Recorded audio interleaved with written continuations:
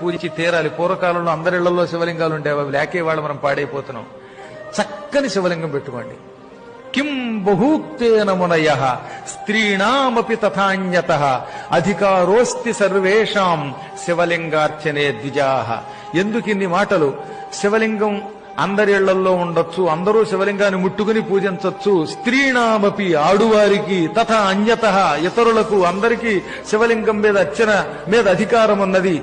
మీ ఇళ్లలో అధికారం ఉంది గనక శివలింగం పెట్టుకు పూజించండి. శివలింగం ఇంట్లో ఉండకూడదని ఎవడన్నా చెబితే వాణ్ణి శవంతో సమానంగా చూసి అవతల గెంటేయండి అని నందీశ్వరుడు శివపురాణంలో ఋషులకి చెప్పాడు. ఈ శ్లోకం శివపురాణంలో.